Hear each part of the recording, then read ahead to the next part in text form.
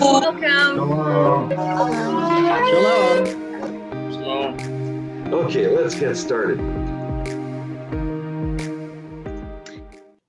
Okay, well, Shabbat Shalom. Our teaching is from Exodus 12, Yah's covenant calendar. Praise Yahuwah. He teaches us his ways. We're going to look at Egypt's Passover. We will look at the Passover sacrifice, the Passover meal, and the Passover deliverance. Let's gain some understanding. So begin with an overview. I want to familiarize you a little bit with Exodus 12, how the Passover is instituted.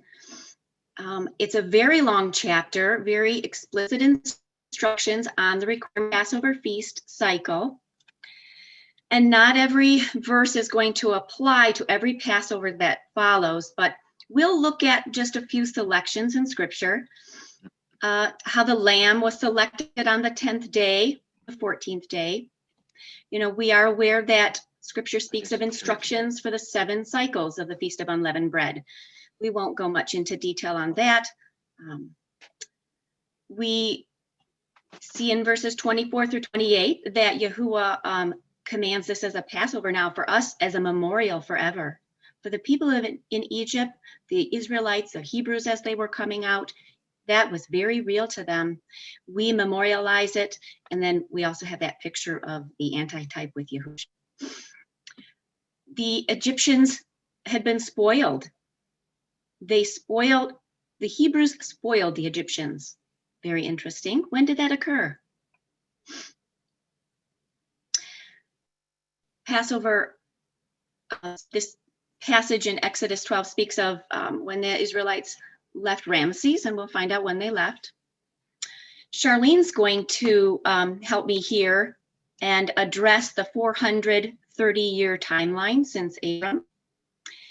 And we'll see that, well, in 43-51, Passover regulations are spoken of. So really less than half of the 51 verses address the actual events of the Passover from Egypt. So let's start looking at some of these verses. I want to give you a little bit of outline, though, first from Exodus 12. We'll look at our first witness, which will address commands for the Passover feast cycle. We'll look and examine some sunset charts, some dawn charts. We'll look at another witness, a rabbinical sunset mindset. And what is the rabbinical mindset? We'll look at that. In 2 Chronicles 35, we'll see a third witness, King Josiah's Passover. Beautiful, beautiful Passover. And a 430-year timeline comparing Genesis 15 with Abram and the Exodus 12 Passover deliverance. And then finally, the spoiling of the Egyptians. When were the Egyptians spoiled of their goods? And how does that fit in? Now, even in regards to the spoiling of the Egyptians, as you read through the passage, you might ask yourself some questions. Maybe you think, oh, there seems to be a conflict, because verse 10 gives explicit instructions that any portion of the lamb that is remaining had to be burned before the morning. And we know for obvious reasons that the disposal would not be done inside of their dwelling place. When was it done? How was it done? And verse 22 gives instructions for the people to remain in their homes until morning. So the question is, how would this be accomplished if lamb leftovers must be burned before morning, but yet the Israelites were commanded not to go out their door until morning? So we know the homes of the people during the Exodus 12 time frame were not like our homes, and we're going to examine some examples, and let's take a look at what their living conditions may have been like. So here you see a typical home of an Israelite from Old Testament times. The homes of the poor were small and modest, consisting of usually 1 to 4 rooms, and almost always including a courtyard of the house so that the prevailing westerly winds would blow the smoke away from the house. And the family carried on most of its activity in the courtroom.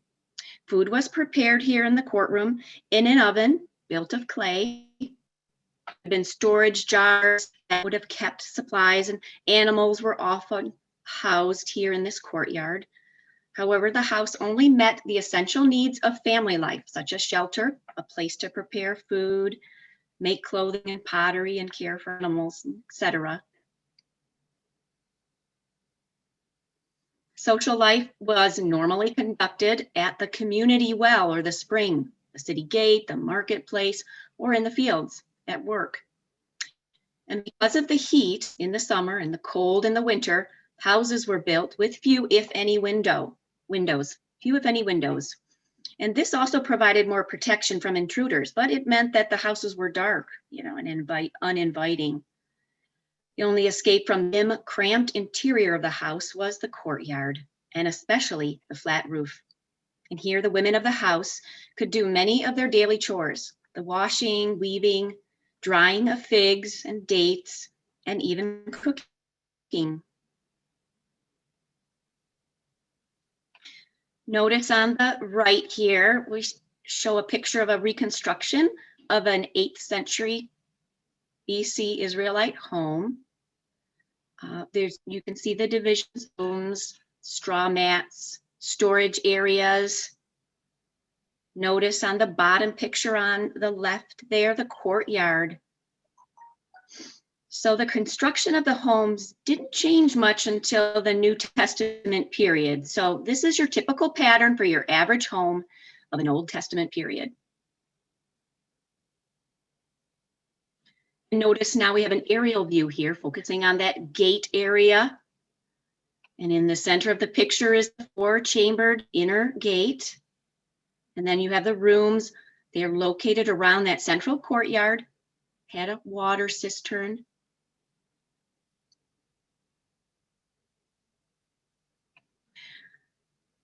I have a picture here of an excavation site of a typical home. So you can see some of the divisions, all built with stone. So again, make note that all the homes had a courtyard area, and it would serve as to burn the remainder of the uneaten lamb outside of the living quarters, but it was still not to be located outside the main door entry of that dwelling place. So the courtyard was a part of the home, but yet not outside.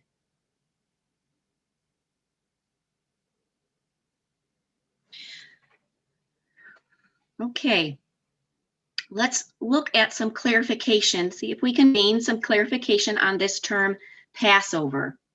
Has many definitions. Passover festival, it's 8 days, including a Passover day, and it's 7 days of unleavened and wave sheaf. So the Passover festival days, including Passover day and the 7 days of unleavened bread and wave sheaf. You have your Passover feast, one complete cycle of 24 hours, celebrated on the 15th cycle of the first month. That 24-hour cycle, that Passover feast. What about the sacrifice, the lamb, Passover lamb, the sacrificial animal offered, eaten, and leftovers devoted on the first cycle? And Passover meal. This is the commanded meal eaten on Passover festival cycle. They were also commanded, as noted in Exodus 12, they were also commanded to eat unleavened bread and bitter herbs with this meal. And what about that angel, that messenger that passed over at midnight? That's Yahuwah's Passover. So when you're reading in Scripture, note the context. It will help you understand what is being discussed. The sacrifice, the meal, the midnight deliverance. Here's some more questions. So questions, always ask questions. Are we sure that all of the events connected to Passover actually happened on Passover day, that 24-hour cycle? And does it matter? Does it matter when we walk out these commands? And does it matter on what day? I think it does. Was the Passover day ever referred to as the feast? Are they the same day or are they different days? And do they have different commands associated with them? Does eating unleavened bread dictate the Passover meal will be part of unleavened bread? When you eat that unleavened bread, does that mean you're in the first day of unleavened bread? Can you be in Passover day on the 14th and eat unleavened bread? Is that okay? Or is the Passover meal always eaten on the 14th cycle at the Passover meal?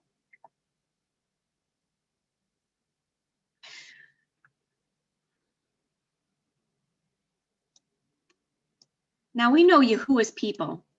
They're covered under the blood of that doorpost, and they were safe from that death angel. Did this angel, did this messenger pass over the blood-stained homes at midnight on Abib 14 or Abib 15? Do you know the answer? Does Passover day begin with a sunset moment? And if it doesn't, what is that function of sunset? Okay, let's begin this Passover patterns and how do they prevail? Let's look at our first witness. We're going to look at Exodus 12 and the divine commands for Passover. We will examine some dawn charts, some sunset charts. Pay attention, there'll be charts, and I'll help point out key places in the charts. Now, has this ever happened to you? It did to me. Someone says, well, when's Passover this year? Oh, when's Passover? Oops.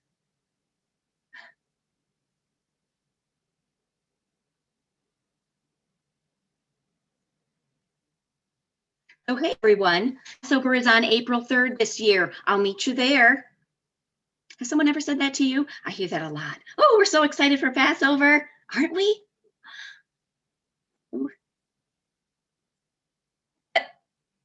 then you hear someone else say, well, does that Passover starts at sunset on April 2nd? Oh, no. I think that means that sunset on April 3rd, doesn't it? So we have all these voices. What voice do we listen to? I mean, this is the kind of confusion that results from a sunset day mindset. So many voices. Don't we want Yahuwah's voice? Let us hear the voice of Yahuwah. We're going to examine 3 witnesses in Yahuwah's word and solve this day start question. We'll look at Exodus's Passover with Moses. Then we'll look at some Jewish historical accounts. What do they say? What does their voice say? And then King Josiah's Passover. Ooh, that's a beautiful one. Okay, so let's read Exodus 12, 1 through 10. Note the context. Always note the context when you're reading. First month cycle. And Yahuwah spake unto Moses and Aaron in the land of Egypt, saying, this month shall be unto you the beginning of months. It shall be the first month of the year to you. Speak ye unto all the congregation of Israel, saying, in the 10th day of this month, they shall take to them every man a lamb, according to the house of their fathers, a lamb for a house. And if the household be too little for the lamb, let him and his neighbor next unto his house take it according to the number of the souls. Every man, according to his eating, shall make your count for the lamb. The lamb shall be without blemish, a male of the first year. Ye shall take it out from the sheep or from the goats. And ye shall keep it up until the 14th day of the same month, and the whole assembly of the congregation of Israel shall kill it in the evening. And they shall take of the blood and strike it on the two side posts and on the upper door post of the houses wherein they shall eat. So we've just read that the Yahuwah spoke and said, on the 10th day, bring a lamb into your house, and you keep it unto the 14th day, and the whole assembly shall kill it in the evening. So we're going to look at in the evening. That is what is written there in English. Let's look at the Hebrew. And if you have never done that, I never had done that before either. There's so much there in Yahuwah's word in the Hebrew. Let's look at H, 6153. Remember, our context is the 14th day. So they are to kill the lamb in the evening on that 14th day. 14th day, not 13th day, not 15th day, 14th. So we have a strong definition here for evening. What is it? It's the word erev, H6153, erev. That's the Hebrew word. When you look it up, the first definition listed is dusk, then day, even or eventide, and night. Dusk. So it's most often used as dusk. And that's a middle degree. If you look at the 1828 dictionary, a middle degree between light and darkness. So it's between light, full light, and darkness. That's where dusk lives. That's where evening is, between light and darkness. It is a twilight, a faint light which is reflected upon the earth after sunset, yet before, and also before sunrise. Think of that dusky mixture. So day and night are not a mixture of light and darkness. Look outside today. Do you see full light? It's day. There's no mixing right now. In Exodus 12:6, this is the first time a phrase is used in the Hebrew. In the English words, it would say to kill the animal in the evening. But when you go deeper into the Hebrew, the phrase there is ben ha'arbarim, which means between the evenings, plural. That mem at the end, you'll hear it, arbaim, mem is plurality, a plural of evenings. So these Hebrew words are first used in Exodus 12:6. Ye shall keep it up until the 14th day of the same month, and the whole assembly of the congregation of Israel shall kill it. That it is ben, H996. And in the evening is H6153, arbaim, and we're going to look at that more. It means between the evenings. What does this phrase really mean?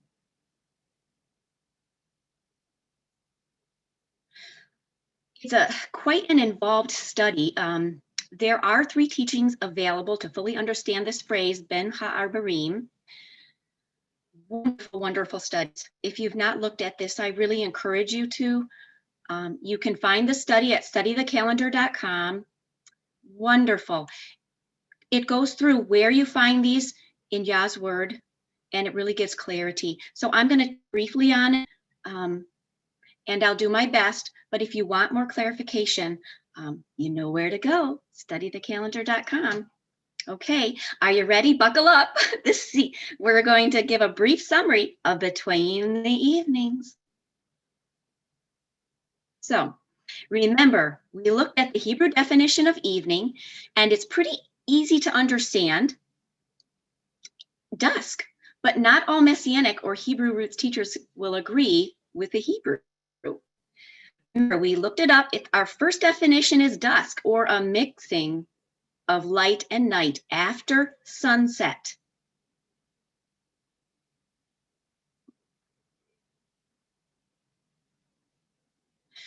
Now, what is the popular rabbinical definition? This is where we're going to go in to look at a witness here on what is out there, and what do the rabbis say? Maybe Orthodox rabbis or Messianic rabbis. So our first definition was for evening was dusk, after sunset. Now I have our little picture here of our Orthodox rabbis or Messianic rabbis or whatever you want to label them. And the most popular rabbinical definition is the evening begins at noon, ending at sunset, defining the ninth hour as between the evenings or between noon and sunset to align with Yahushua's death. Okay, so we know Yahushua did lay down his life at the ninth hour. However, that is according to one of the Hebrew definitions for the time frame of between the evenings. Both dusk and dawn are mixings. Both dusk and dawn are mixings derived from two primitive roots of Arev and Arab. Therefore, between the evenings, between the mixings, is sometime after sunrise to sometime before sunset to qualify as between the mixings, not including the mixings, between them. Note, both light season and night season can fit these requirements. I'll have some charts for you. We're going to place where these between the mixings are on a chart. So hang on, we'll get some charts for you visual people. Yahushua's death at the hour does qualify for this time frame of between the evenings, between the mixtures. So I'm saying the rabbinical account for the term evening or between the evenings is not a covenant or witness. And ask yourself, why is it so popular and so easily accepted? Again, another rabbinical definition for evening here out of the treasury of Scripture. This is what it has to say. In the evening, well, that's Hebrew for between the two evenings. Note our picture there at the bottom. This is a rabbinical concept or thought that the Jews divide the day, the yom, into morning and evening.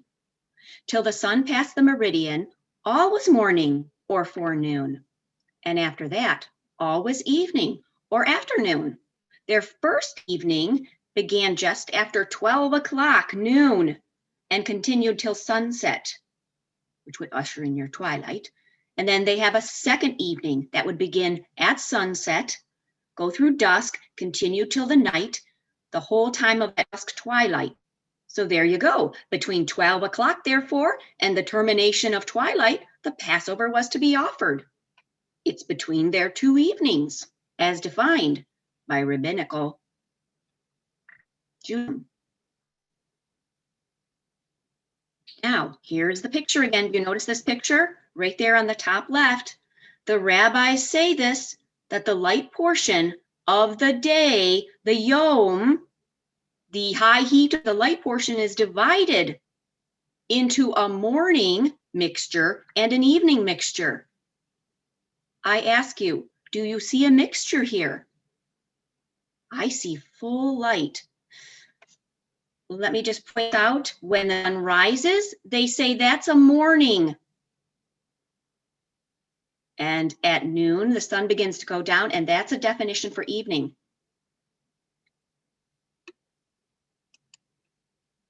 Is this a true definition or a false definition?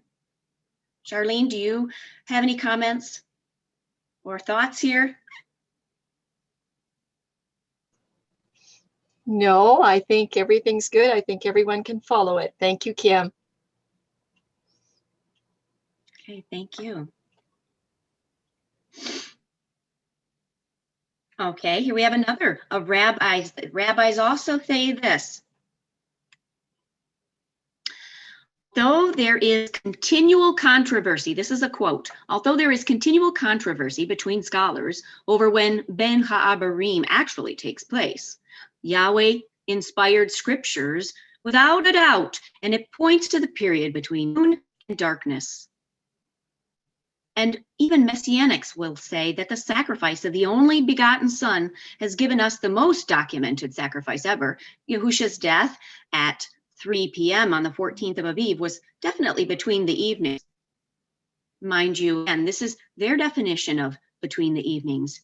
From high noon, some even say till 3. Some say 3, high noon to 3 is the first evening. Some say 3 p.m. to sunset is the second evening. And there's another group that says high noon to sunset is the first evening. And sunset to through the dusk is the second evening. And I say, oy vey, confusion. Let's get this straight. Is this true or false? I say false. What do you say? Study, show yourself approved. What is Yahushua's sacrifice at the cross day? Between the evenings? We know Yahushua was sacrificed during the light season, between the evenings. And in this case, it applies to between sunrise and sunset. So a better understanding is between the two twilight mixings. Remember Yahushua, remember it went dark from noon till 3, from the 6th hour to the 9th hour.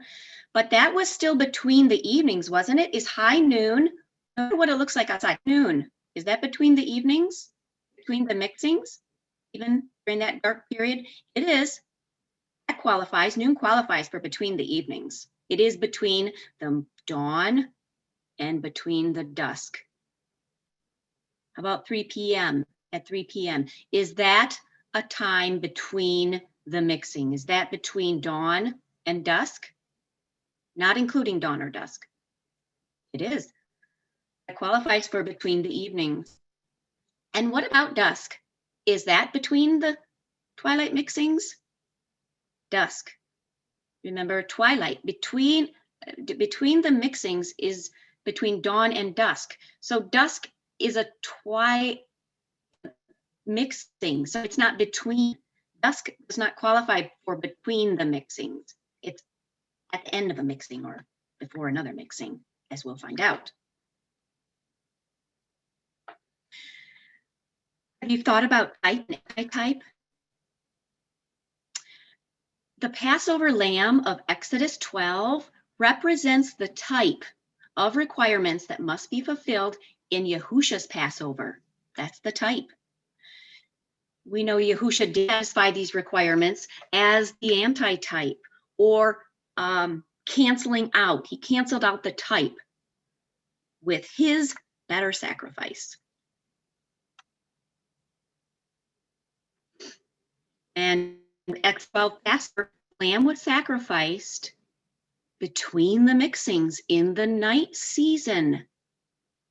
Have you thought about that? Exodus 12 Passover lamb was sacrificed between the mixings in the night season. Have you heard that before? We also see Yahushua laid down his life as our Passover between the mixings during the light season. Something to ponder.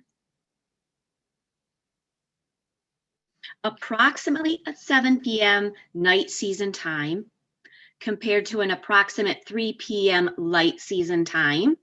Note that for both Passovers, even though 3 p.m., as a picture of the anti-type Yahushua, even though 3 p.m. is very different from the approximate 7 p.m. of the Exodus 12, both of these are qualifying for between the mixings. I will show this on some charts for you.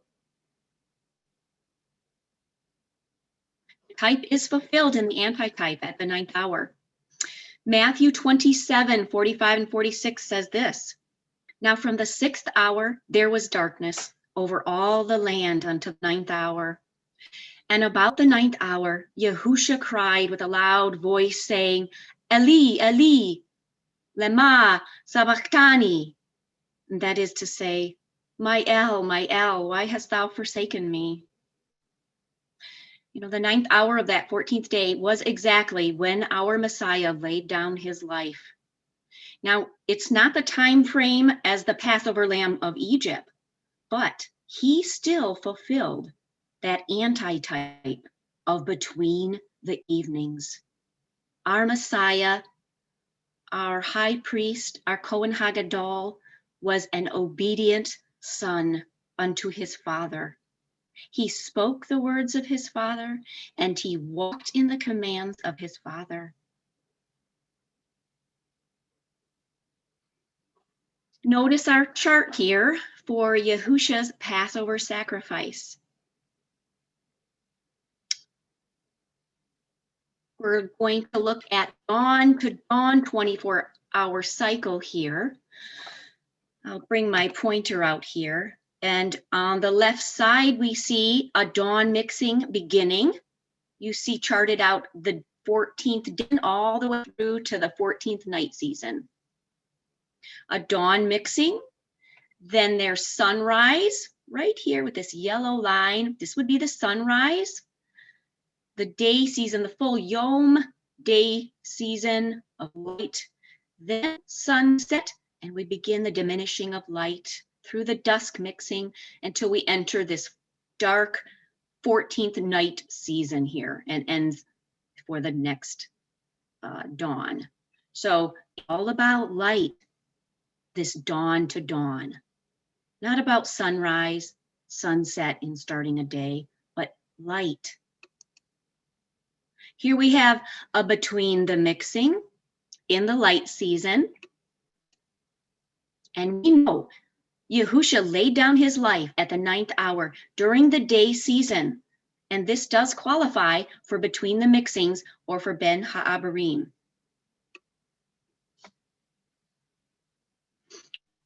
Here's a question. Does this mean that the Passover lamb of Exodus 12 was also sacrificed at the 9th hour?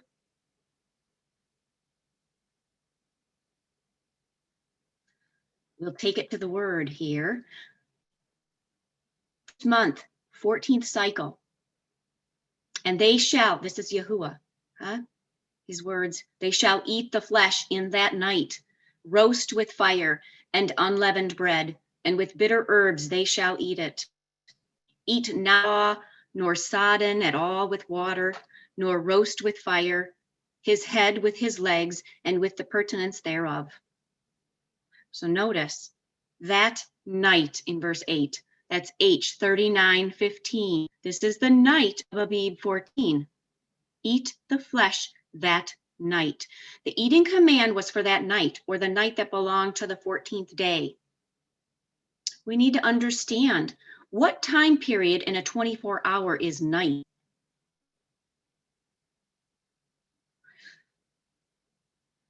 We'll look at the Strong's here and Brown Driver Briggs. So a definition for night, it's the word in Hebrew is layil, H 39:15. Night properly is a twist away of the light, night, figuratively adversity or midnight. Brown Driver Briggs says it's night as opposed to day, or used of gloom. It is the dark period. A period where is absolutely no light. It is not erev. It's not a mixture. Did Exodus 12 Hebrews eat their Passover lamb at night in this dark period?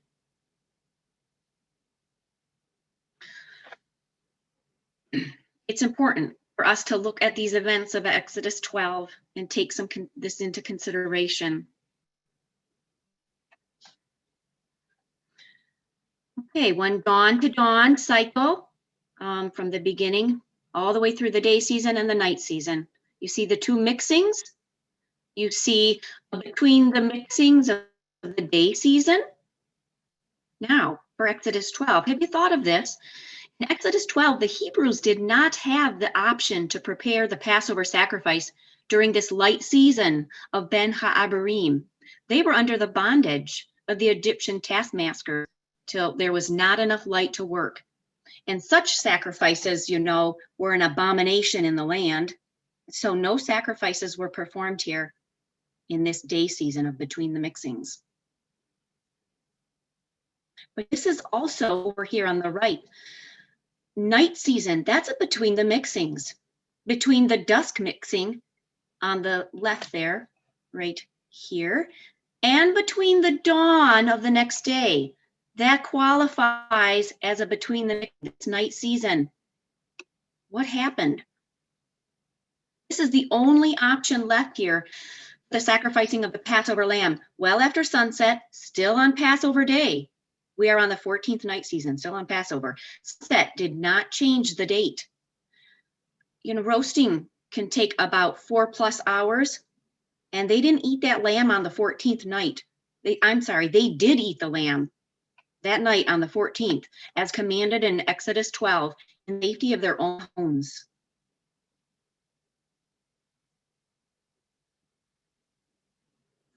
We're still comparing these type and antitypes of these two very important Passover events between the evenings, between the mixings.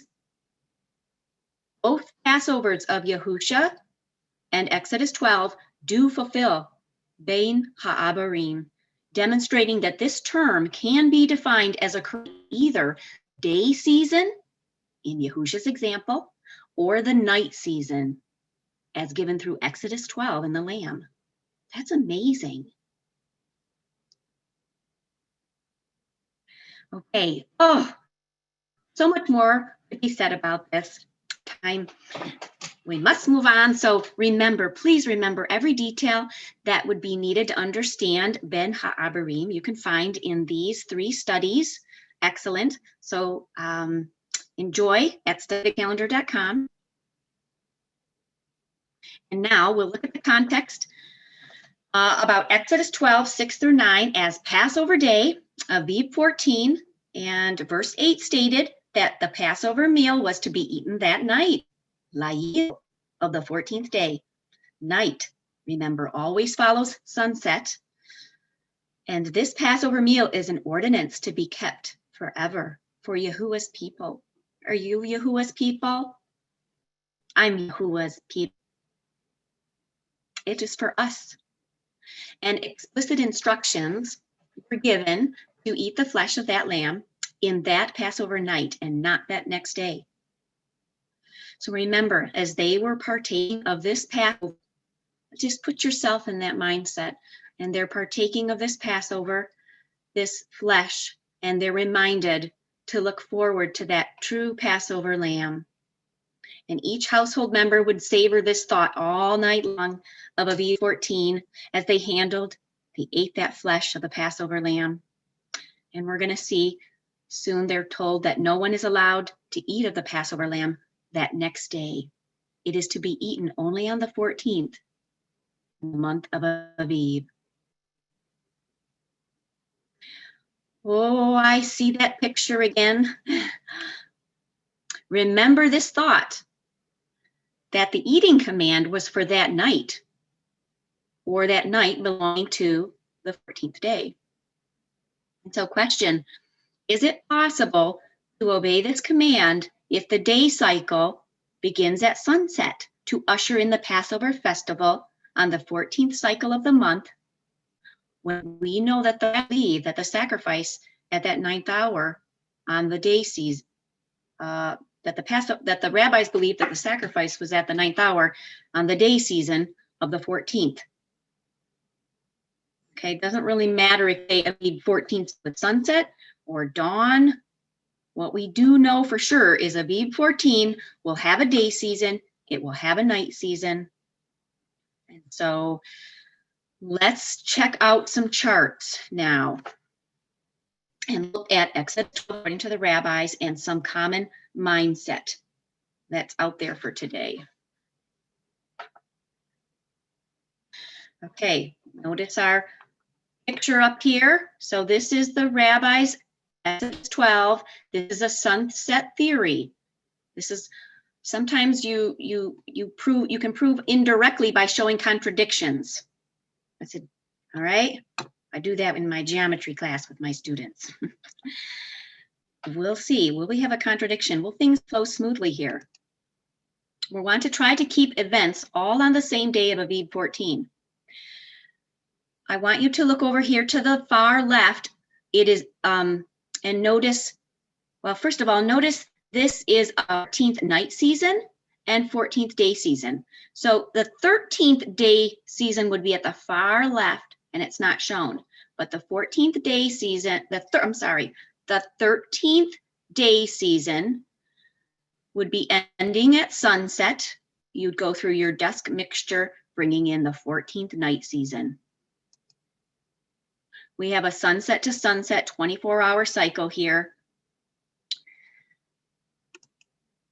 We know that Abib 14 begins with sunset according to the sunset theory. So how is this going to affect our order of events? Scripture told us the lamb is to be eaten during that night season of Abib 14. So you partake. Would they have been partaking of it on the night season of the 14th? And any leftover portion would have to be burned that night before the day season arrived. You could not have any lamb remaining that next morning, which means after that night season is over, according to the rabbis, the lamb is supposed to be slain between the noon and sunset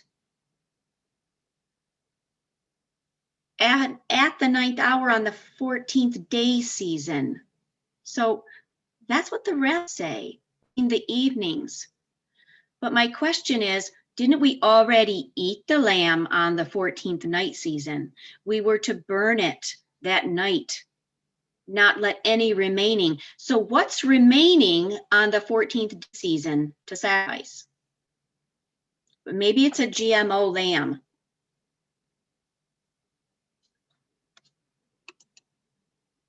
There is not a forward progressive movement. We're moving, if you sacrifice on the day, you have to move backwards to eat it. And so really, this is impossible.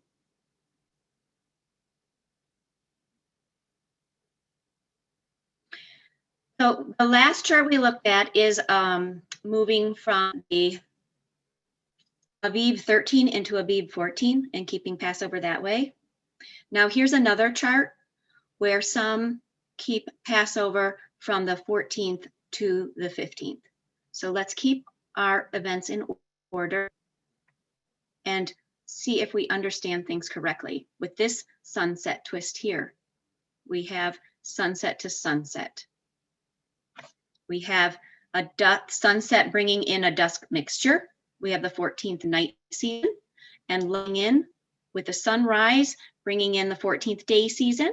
And then at sunset, you would move into the 15th day of unleavened bread, going by sunset to sunset. So Aviv 14 at the 9th hour is indeed the sacrificial time for the Passover lamb. Remember, if we look at what the rabbis have to say, they say that the Passover lamb has to be sacrificed at the 9th hour on the Passover day season between noon and sunset. And we even know Yahushua died, right? Okay.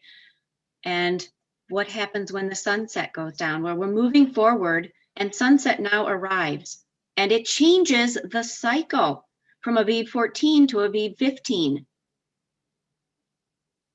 Now we're eating the lamb after sunset. Remember, you're to eat it in the night season, and you're on Aviv 15.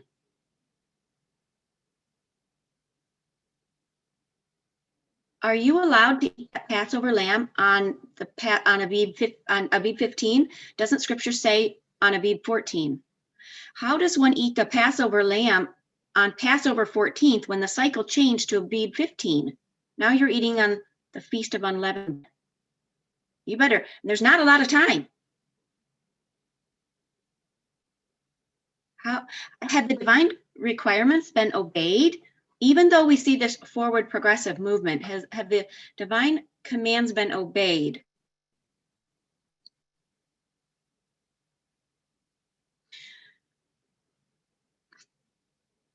We have our little picture there. Note again, right there. The Exodus 12 Passover events cannot be charted charted properly in a forward progressive movement according to the rabbis and even current mindset of a sunset day start. And neither will sunset commencement properly align the events of Yahushua's Passover. We do know the Exodus 12 Passover lamb was sacrificed and eaten at night. Sacrificed and eaten at night. So no matter what that day start is, there would not be a problem here until the departure command to leave the next morning, which we are told is on the 15th. And we'll find that in Numbers 33:3. So it's time to chart Yahushua's Passover in a dawn format. Let's see if everything follows a forward progressive movement. Let's see if we have an obedience of commandments being followed. We have Yahushua's Passover dawn format, keeping all events in order. A dawn on the left, the beginning of light. Beginning of light, the dawn mixture, sunrise and sunset. Just give us that between the mixings here, okay? We have the dawn mixture on the left of the day season. We have a dusk mixture on the right of the day season. Notice the night season, it's a between the mixture again, right? We have a dusk mixture on the side, and even though it's not visible, there is a dawn mixture into the next day on the right side. We have a dawn to dawn chart here. And the 9th ice is on Aviv 14. We know Yahushua died on the 9th hour between the mixings during that day season. Sunset arrives on Aviv 14 and it ushers in the dusk mixture right here.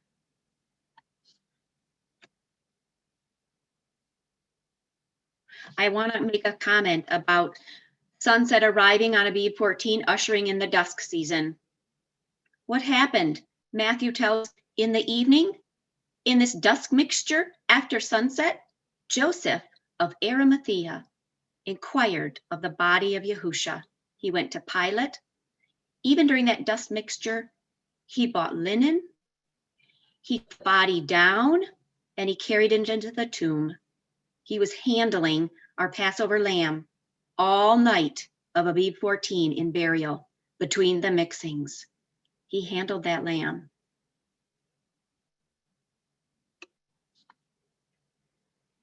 And just before dawn, he would have finished, and it arrived, the stone was rolled away to close that tomb before the next day season of the 15th arrived. We have an anti-type requirement. All anti-type requirements fulfilled, and Aviv 15 Sabbath would begin at dawn. A perfect, beautiful, forward, progressive movement of all of these events. So beautiful. Okay, let's look at some other requirements. What about the rest of the requirements? Our context in Exodus 12 here is still the first month of the 14th cycle. Verse 10 says, "And ye shall let nothing of it remain until the morning. And that which remaineth of it until the morning ye shall burn with fire." That word morning, H1242, is boker. Boker is dawn, properly dawn, as the breaking of the day. The definition there is not sunrise. It's or sunrise. It's dawn, the breaking of the day. Generally morning, early, morrow, and it comes from the root bakar. Let's look at the root, H1239. Bakar, a primitive root to plow or to generally break forth.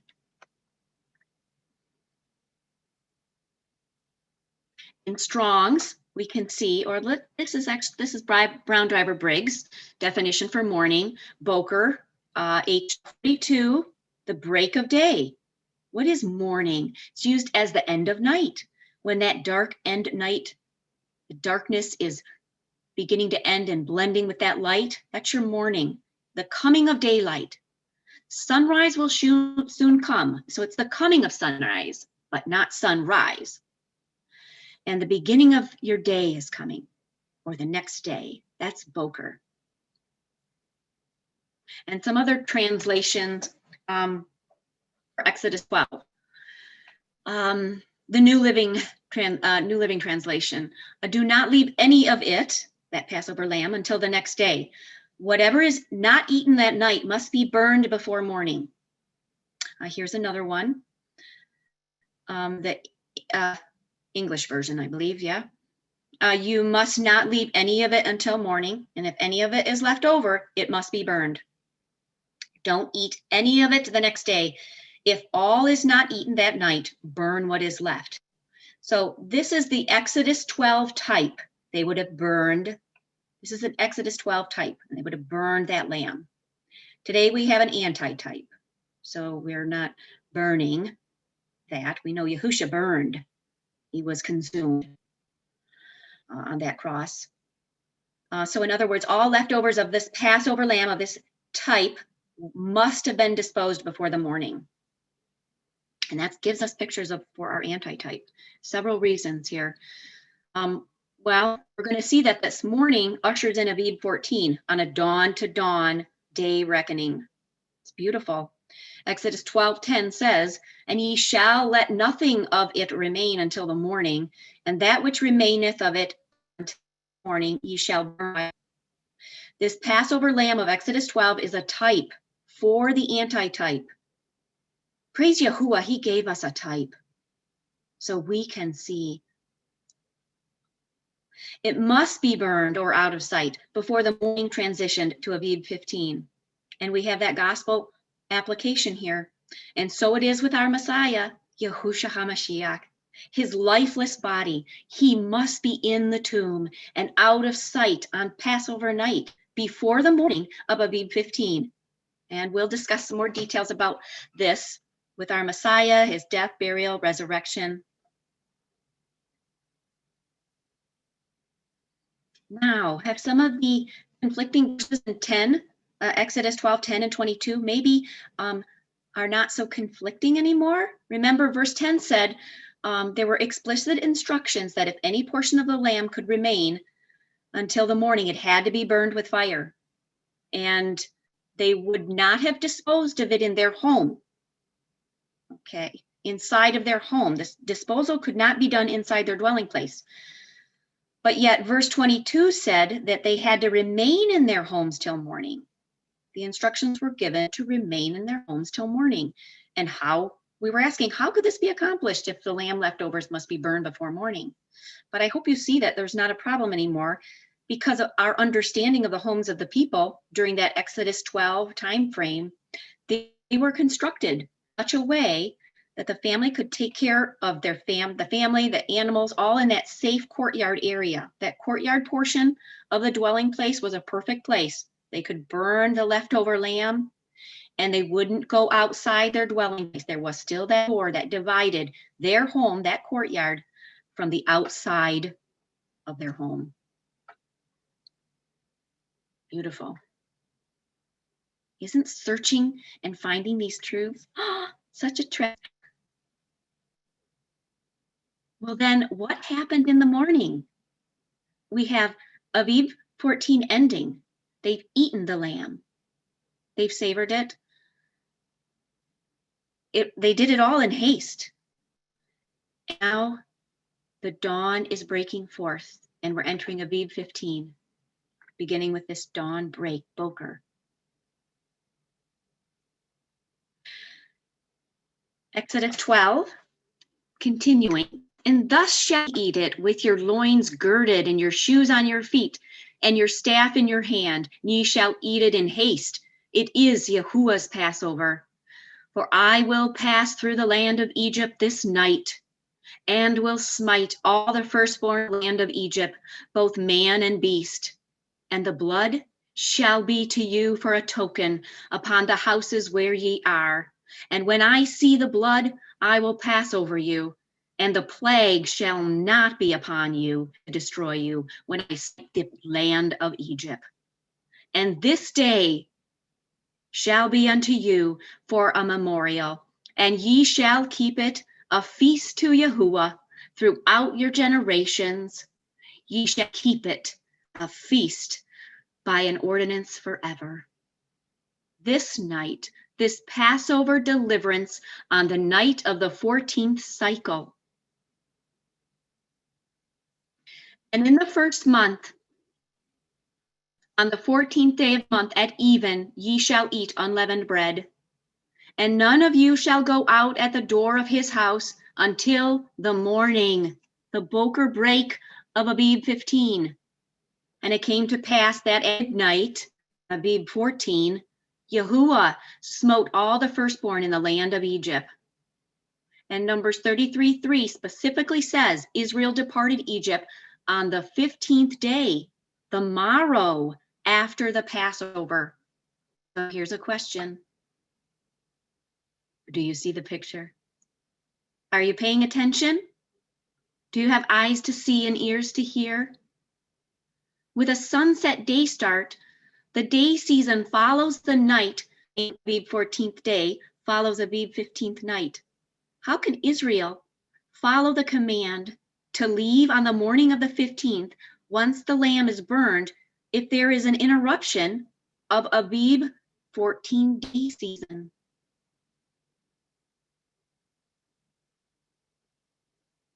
Here's another chart. Let's keep our events in order. A dawn to dawn delight. It is a delight. Walk in his light and not walk in darkness anymore. The Passover meal can last all night on Abib 14 between the mixings. And when I see the blood, I will pass over you at midnight. That death angel passed over with a midnight deliverance from Egyptian bondage on Abib 14. Leftover lamb must be burned before the morning of the 15th, right there in box number 3 here. Leftovers are burned before Abib 14. And no one leaves the house until the morning of the 15th. And all divine requirements have been obeyed. All Passover events have occurred on the 14th. Abib 15 begins at dawn. It's shalom right there. A perfect forward progressive movement of these events. So you see, Exodus 12 is a foundation. It's the first place in Torah where we see this phrase in 12:6, Ben Ha'abarim. And it's found to be referring only to the night season in this case. Now, in other testimonies, if you go through those other teachings, there are times when Ben Ha'abarim is referring to the day season. But in Exodus 12, we have it referring to the night season. And due to the circumstances, remember, the Egyptian Passover lamb was not eaten until well into the night of 14. And therefore, it would have been impossible for Yahuwah's people to observe the commands to eat that Passover lamb on Abib 14th if sunset had changed that date to the 15th. The command was to eat on the 14th of the night season. So because of this, can you see that the sunset theory automatically disqualifies itself?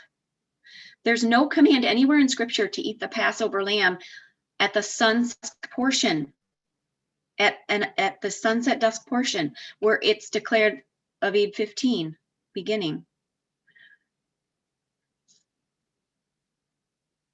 And if this is so, the Passover meal will never be eaten on Passover day if it's connected to the date of, if this is so, the Passover meal will never be eaten on Passover day connected to the date of Abib 14. If you're eating it in that dusky leading into the 15th, you're outside the commands. What about King Josiah? he had a massive Passover celebration. Will this align with Exodus 12 and our dawn day commencement, or is it going to align with sunset theory? Have a third witness. So we've gone through some of Exodus 12. We've gone through some rabbinical discussion, and let's look at King Josiah in 2 Chronicles 35. So in about 624 BC, there was a massive Passover of 41,400 sacrifices. Wow. That's about 875 plus years after Exodus 12. Scripture has this to say: there was no Passover like that kept in Israel from the days of Samuel the prophet.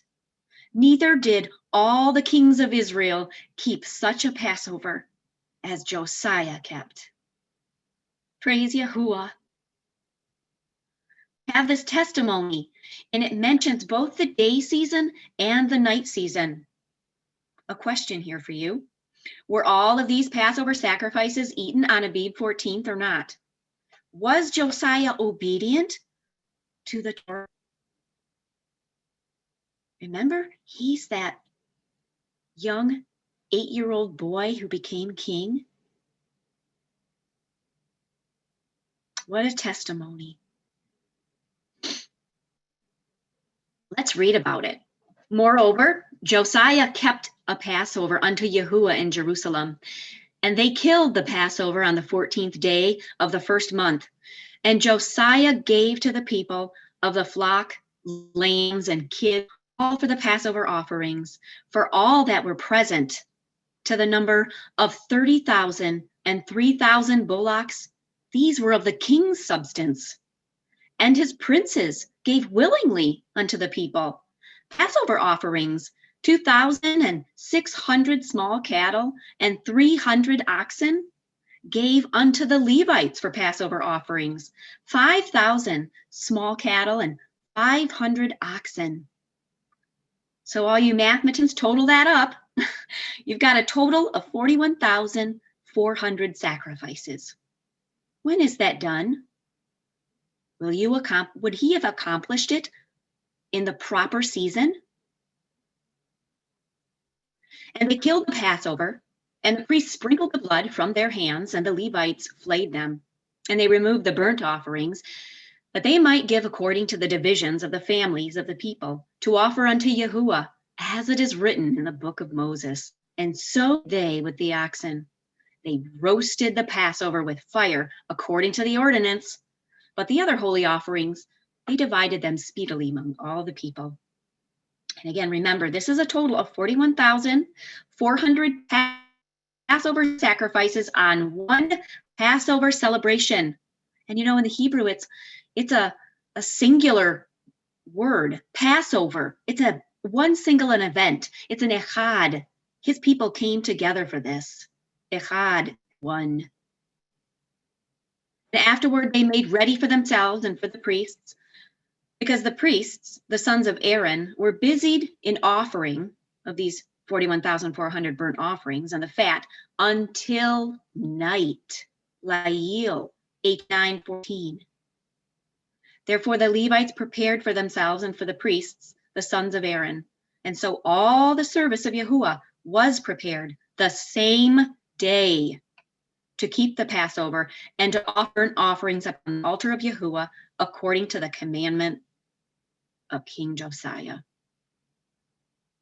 They would have begun, I'm sure, quite early in the morning, between the evenings of the light season, with all of those sacrifices. So here's another witness in 2 Chronicles, and it is agreeing with our Exodus 12 witness that all the service of Yahuwah was prepared the same day for those 41,400 sacrifices, all killed and eaten, that lamb, during the 24 hours of the 14th cycle. I think that's the day season and the night season.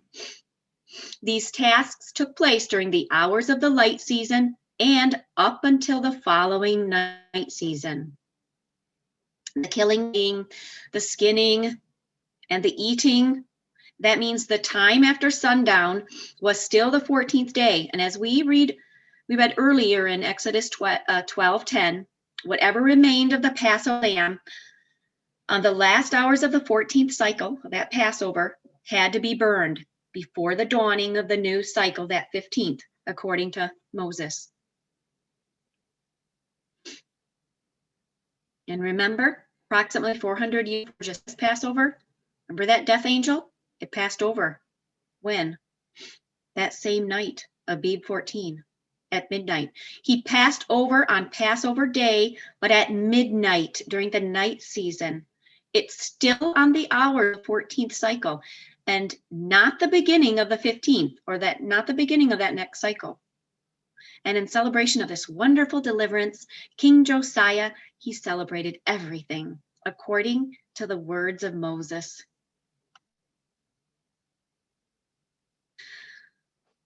Take a look here at Passover Day and the festival schedule.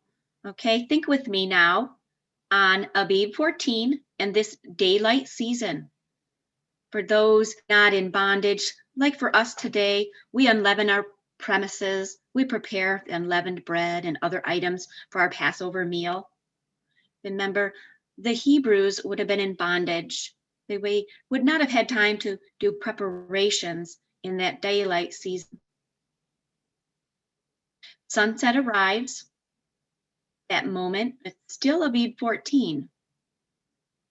And now we enter into that dusky twilight, that twilight after sunset. It's still Abib 14. And for us, after our release from bondage, well, there was up until Yahushua's time, there was the sacrifice of the Passover lamb between that evening of the night season, or at least Exodus 12. They'd bleed, they'd skin, they'd roast the Passover lamb. We're not doing that today. We have Yahushua. He is our lamb. Then the Hebrews, when the night season came, they would have prepared the lamb throughout the night. And at midnight, they would have had their Passover deliverance from the death angel. They would have disposed of leftover lamb by fire before the morning, and they would not have left their house until the morning. Surely they had to eat in haste. Surely everything they did was in haste. After twilight, at that night season, they had much to do. Roasting that lamb for 4+ hours, preparing, being ready, eating, burning. That was enough haste. So I hope that when someone asks you now, hey, you Hebrew, one who crossed over, when is Passover? Hey, everyone, Passover, I will meet you there. Maybe you'll hear, oh, this means we should start unleavening our homes on the morning of April 3rd. Woohoo! Yay, jump up and down and we can meet to celebrate the Pesach meal, that Passover meal at dusk on April 3rd. We'll see you there. So, you see, when the day begins at dawn, there isn't a confusion about the commencement, the date and the time of Passover. It's pure shalom, joy. Okay, now I'm going to ask Charlene to help us with this next section. Charlene? Thank you so much, Kim. And it is exciting to know that Exodus 12 lays it out so very clearly when the day begins with the antitype lamb there.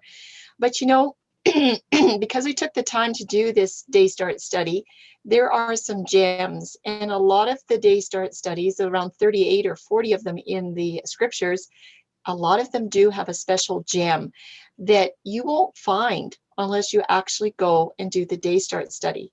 So we're going to present 2 gems. I'll do this first one, and Kim will do the next one about spoiling the Egyptians.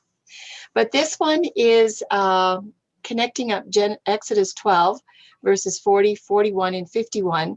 And we're going to compare this very interesting timeline. It's actually called either a 430-year timeline or a 400-year timeline. It has both those terms. And it is a timeline that comes between Abraham's experience in Genesis 15 up to Exodus 12. So it's going to connect these two events, Genesis 15 and Exodus 12. I call them cousin studies because of this timeline connection. And we know that timelines are really important for Yahuwah's people because they teach us how to understand just where we are in the stream of time. That's for us today, and the timelines of Daniel 12 and many, many in Revelation that are still coming to fulfillment. So when we see these timelines unfold, excuse me, then we know that something's going to happen and we can tell where we are on that journey. Well, that's exactly the way it was with this big, long timeline of 400 years. And like the sand in an hourglass, this timeline was given so that they could count out, so they would have an indication of when Yahuwah's people would be set free from Egyptian bondage. It was a long timeline to count out. So as we go on to the next slide, we're going to take a little closer look. Now, we're talking about counting calendar, which is just counting 1 to 7 for the week, 1 to 30 for the month, and 1 to 360 for the year. But this is talking about counting out 400 years. This is a long time. Anyway, let's look and see what Genesis 15 and Acts 7 and how they connect, pardon me here, with this 400 years. The promise was given to Abraham in Genesis 15:13. Abram was told that his seed would be in bondage in a strange land for 400 years. Now, he wasn't in bondage the whole time, him and his family. It's just that Egypt had control of that particular part of the territory as well. So Egypt's territory went all the way up through Israel, and today, even Israel is the coveted land. Verse 13 reads, "And he said unto Abraham, Know of a surety that thy seed shall be a stranger in a land that is not theirs, and shall serve them, and they shall afflict them 400 years. This divine promise was sealed as Abraham's sacrifices were consumed by that smoking furnace and the burning lamp when it was dark. That's an important part there. So when that happened, the smoking furnace and the burning lamp, that was a confirmation that that was the beginning of this timeline. In Acts 7, verse 6, we have a confirmation. It says, "And Yahuwah spake on this wise," this was Stephen's words, by the way, "that his seed should sojourn in a strange land, and that they should bring them into bondage and entreat them evil 400 years. So let's continue on and see what else is coming next. That is the 400 years, two witnesses between Genesis 15 and Acts 7. And then we come to two witnesses between Exodus 12 and Galatians 3, but this time is talking about the 430 years. Exodus 12 has the rest of the story, but it uses 430 rather than 400. Let's read it in verse 40. "Now the sojourning of the children of Israel who dwelt in Egypt was 430 years. And Galatians 3 has a confirmation. Now to Abraham and to his seed were the promises made. And this I say, that the covenant that was confirmed, which was 430 years, after cannot disannul that it should make the promise of none effect." So remember, timelines are exact. Something happened in Genesis 15 that was going to start a timeline all the way to Exodus 12, verse 40, where the timeline would finally end. So let's go on to the next slide and just take a little bit of a further look at what's happening here. We want to harmonize these two timelines of 400 years and 430, and it is quite a puzzle for some people, but we're just wanting to keep it simple today. So we already know that Genesis 15:13 and Acts 7, verse 6 speak about 400 years. And then in Exodus 12 and Galatians 3, it mentions 430 years. So this time period, whether it's 400 or 430, it can be harmonized by acknowledging some different starting dates. We're going to show that to you. The 430 years begins with Abram's call to leave Haran. His father Terah took his family from Ur of Chaldees. They had actually traveled up the Euphrates River over time, and they settled up in Haran. It was a moon-worshiping city up there, and they were called out to come into Yah's Canaan land, his covenant Canaan land. But Terah was older, and apparently he just kind of felt like that was his Canaan, and he decided to stay there. But Abram was called out. Abraham was called out by Yahuwah to leave that moon-worshiping city, to leave his father Terah that was into the manufacturing business of moon goddess idols. Abraham was called out. He wasn't touched by that at all, and he took Lot with him, if you remember. So the 430 years starts when Abraham left Haran. But the 400 years begins 30 years later when Ishmael started to afflict and taunt Isaac. We're going to look at some timelines. So in the second column, we're going to compare these two timelines. We're going to break it down into two 215-year timelines. Remember, Abraham leaves Haran at age 75, and that's going to take us all the way up to Jacob's entry into Egypt 215 years later.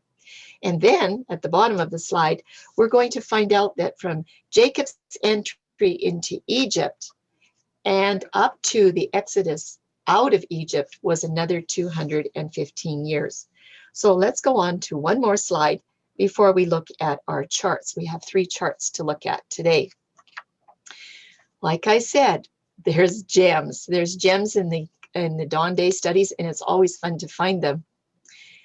In Genesis 15:18, it says this: in the same day, remember, Abraham put the sacrifices out there. There was 5 of them. He cut them in half, not the birds, but the animal sacrifices.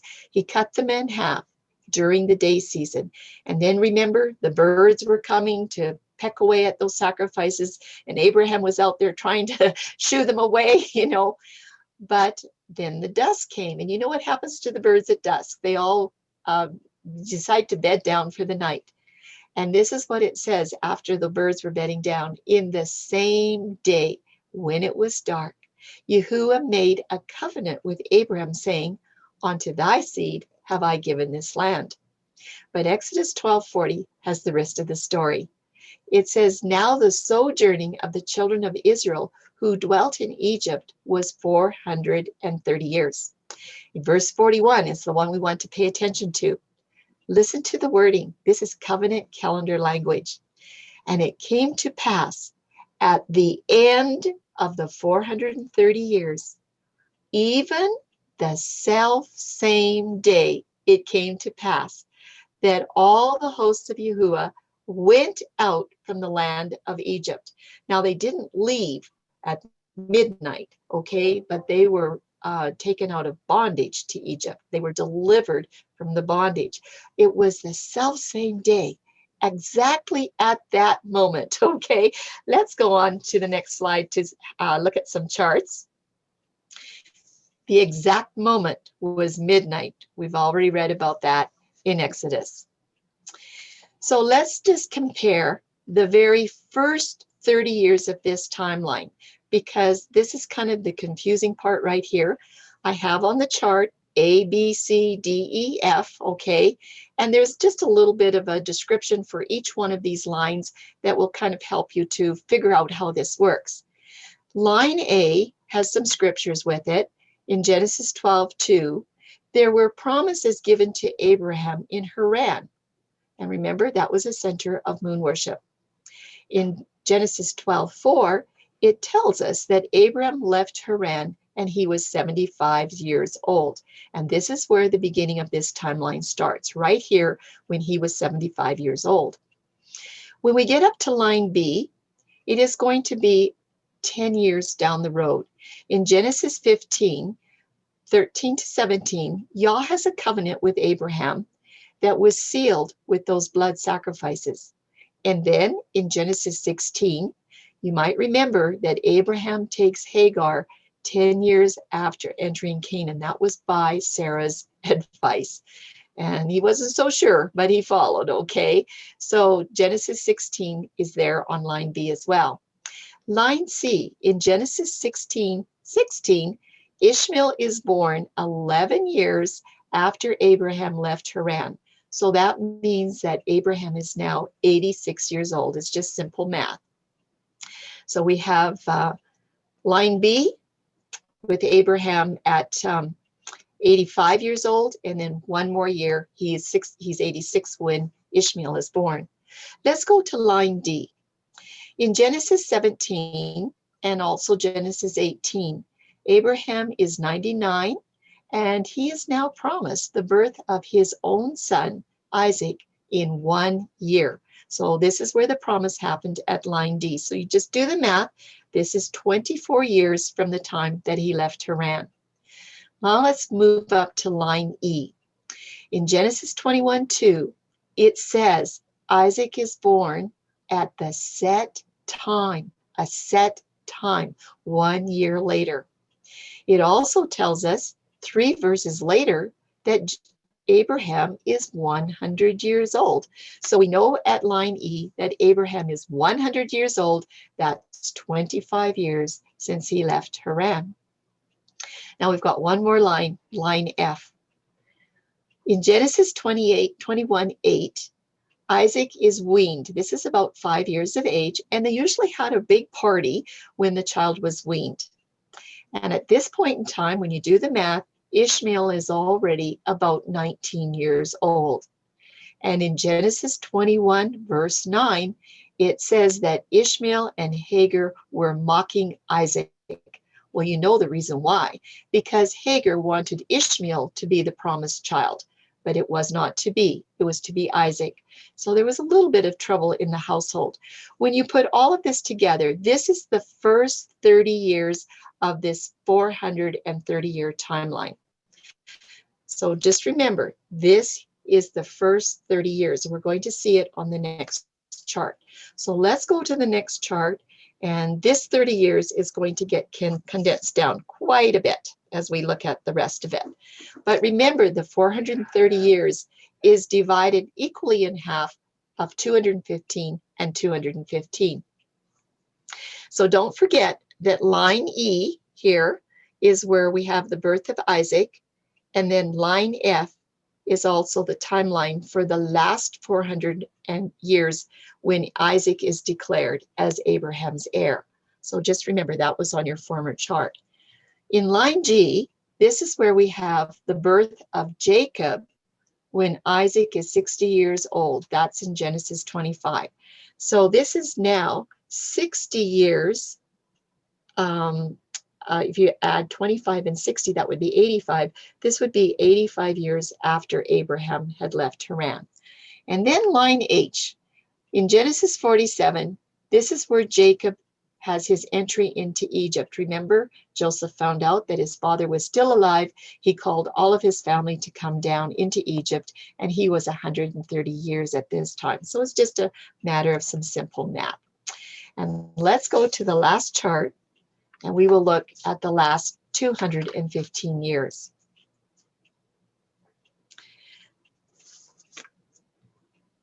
The second 215 years of the 430 is very interesting as well. Don't forget, we're going to start this chart here with line H, where Jacob's entry was into Egypt, and it was 215 years until they had the Exodus out of Egypt. In Numbers 33, 1-15, you can find all that information.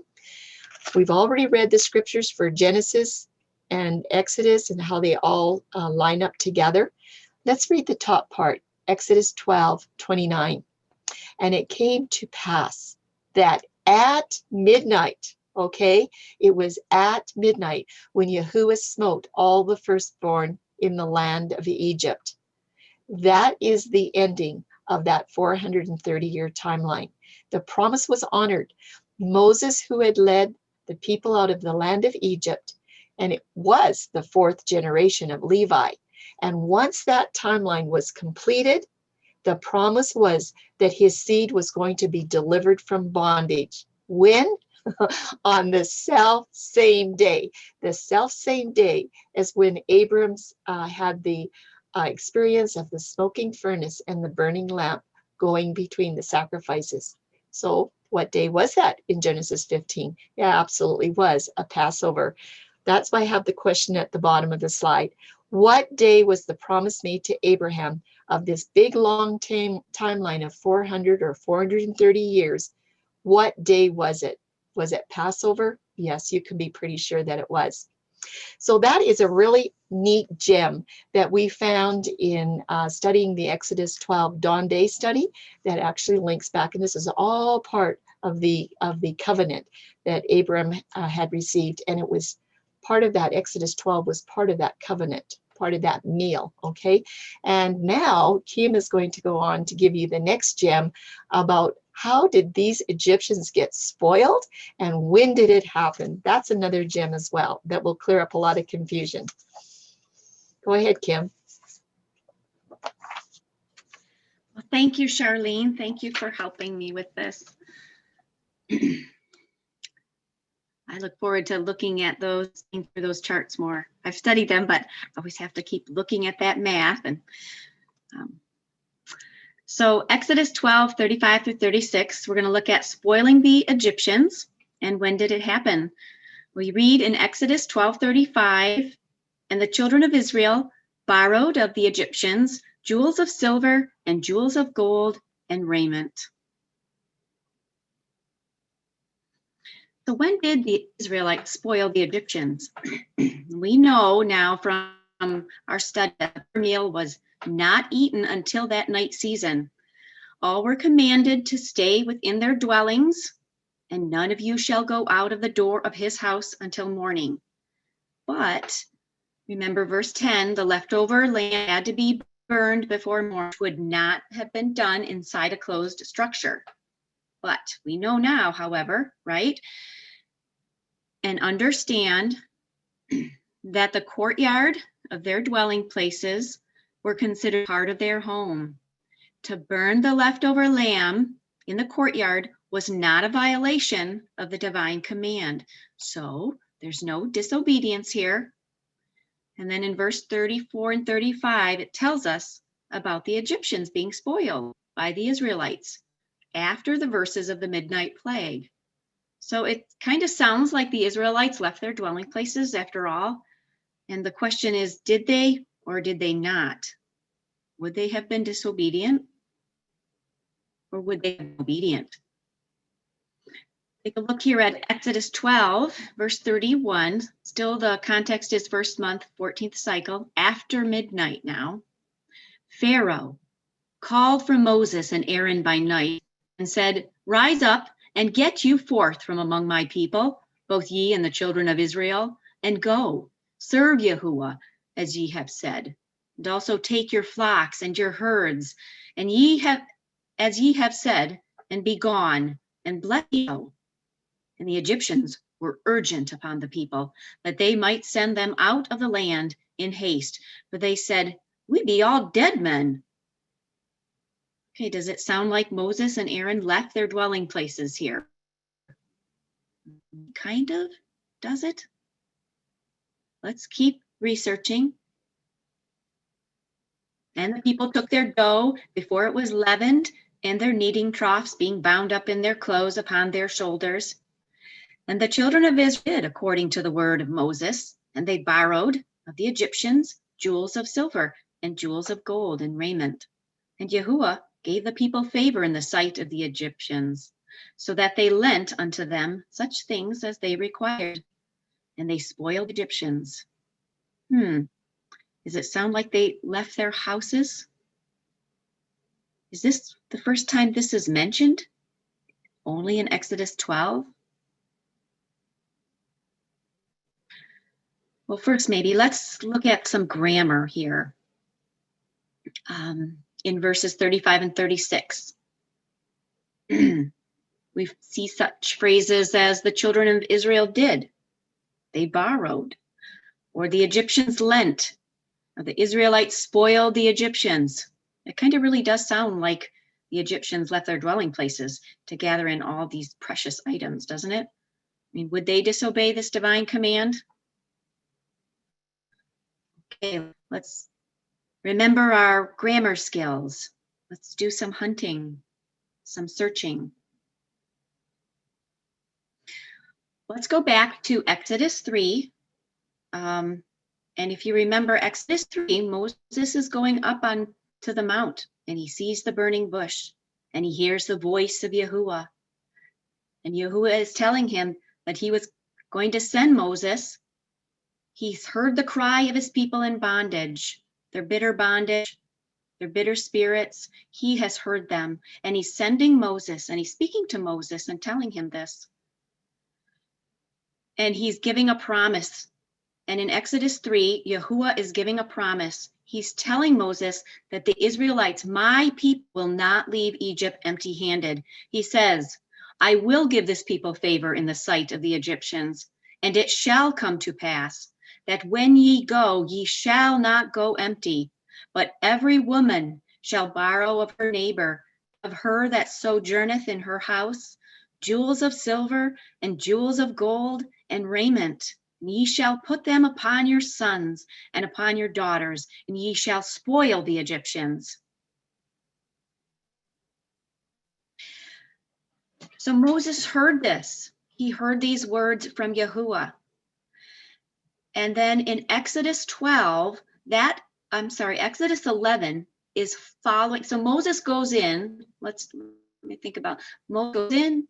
He speaks to the people. He speaks to Pharaoh. Various plagues occur. And this ninth plague in Exodus chapter 11 is the plague of darkness.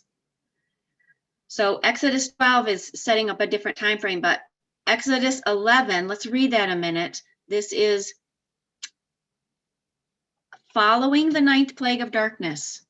We're going to find the Israelites spoiled the Egyptians after this ninth plague, around the time of the beginning of the first month. And everything, their task, they've done this early. Early they plundered the Egyptians. And Yahuwah said unto Moses, Yet will I bring one plague more upon Pharaoh and upon Egypt, and afterwards he will let you go hence. When he shall let you go, he shall surely thrust you out hence altogether.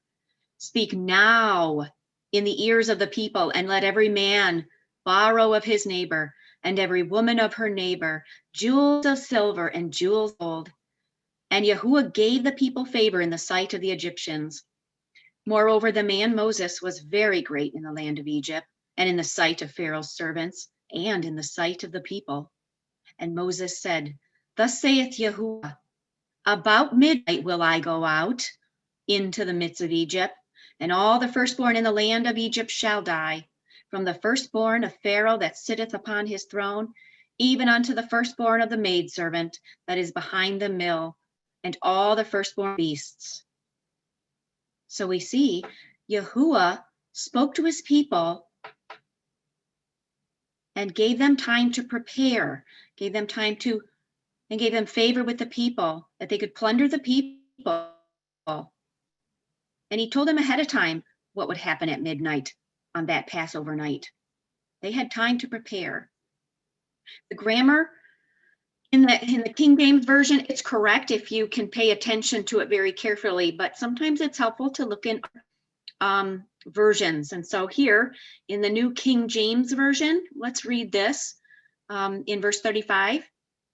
It states, Now the children of Israel had done according to the word of Moses. They had asked from the Egyptians articles of silver, articles of gold, and clothing.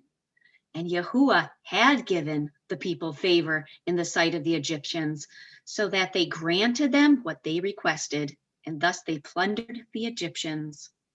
So we see here that Moses simply records that the Israelites had plundered the Egyptians, just as they were commanded after that ninth plague. Therefore, none needed to leave the courtyard of their homes during that night season of Passover for any reason. They were obedient to the commands of Yahuwah given in Exodus 11 and Exodus 12.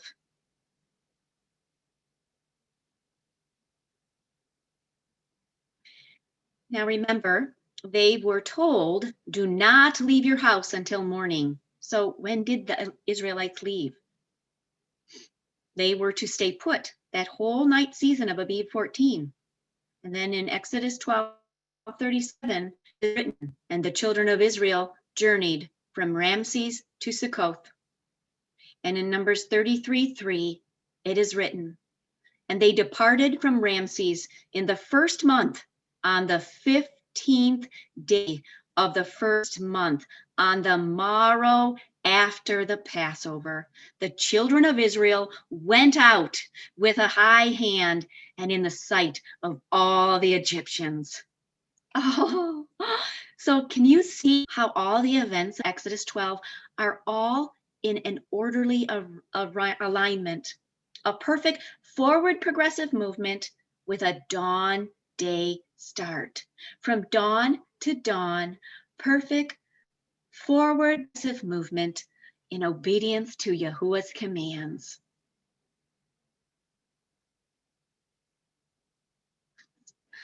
Chart this out, this dawn delight, such a delight, from dawn to dawn on the 14th day season and the 14th night season. We see sunset arriving, still the 14th, ushering in a dusk mixture. And the Passover sacrifice is on that 14th after sunset. At night, the Passover is slain. This is Exodus 12. The blood is put on the door, and that Passover lamb is eaten that night. This is occurring during the night season. They have spent that whole day in bondage working. Night comes. After sunset, they're ready. And as they enter into that night season, blood on the door, they are obedient to the command to do not leave the house until morning. That Passover lamb is handled all night on a pool,